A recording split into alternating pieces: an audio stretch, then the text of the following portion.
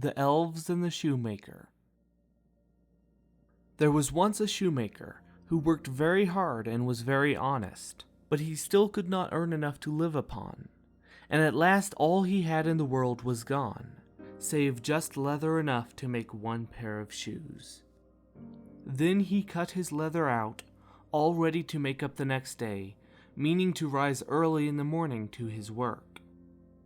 His conscience was clear and his heart was light amidst all his troubles, so he went peaceably to bed, left all his cares to heaven, and soon fell asleep. In the morning, after he had said his prayers, he sat himself down to his work, when, to his great wonder, there stood the shoes, all ready made, upon the table. The good man knew not what to say or think at such an odd thing happening. He looked at the workmanship. There was not one false stitch in the whole job. All was so neat and true that it was quite a masterpiece. The same day a customer came in, and the shoes suited him so well that he willingly paid a price higher than usual for them. And the poor shoemaker, with the money, bought leather enough to make 2 pairs more.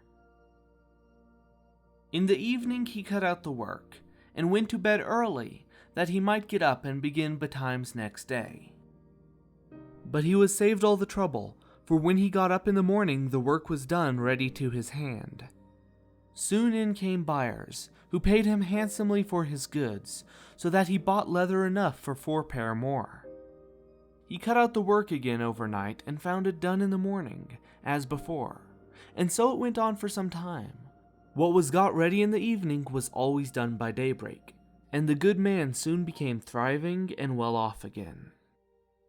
One evening, about Christmas time, as he and his wife were sitting over the fire chatting together, he said to her, "I should like to sit up and watch tonight, that we may see who it is that comes and does my work for me." The wife liked the thought, so they left a light burning and hid themselves in a corner of the room, behind a curtain that was hung up there, and watched what would happen. As soon as it was midnight, there came in 2 little naked dwarves, and they sat themselves upon the shoemaker's bench, took up all the work that was cut out, and began to ply with their little fingers, stitching and wrapping and tapping away at such a rate that the shoemaker was all wonder and could not take his eyes off them. And on they went till the job was quite done, and the shoes stood ready for use upon the table. This was long before daybreak, and then they bustled away as quick as lightning. The next day, the wife said to the shoemaker, "These little wights have made us rich, and we ought to be thankful to them, and do them a good turn if we can. I am quite sorry to see them run about as they do, and indeed it is not very decent, for they have nothing upon their backs to keep off the cold.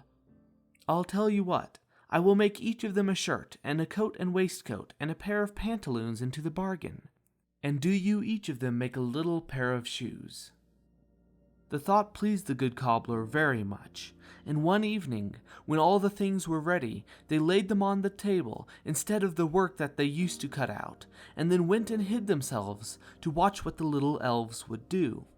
About midnight in they came, dancing and skipping, hopped round the room, and then went to sit down to their work as usual. But when they saw the clothes lying for them, they laughed and chuckled, and seemed mightily delighted. Then they dressed themselves in the twinkling of an eye, and danced and capered and sprang about, as merry as could be, till at last they danced out at the door, and away over the green. The good couple saw them no more, but everything went well with them from that time forward, as long as they lived.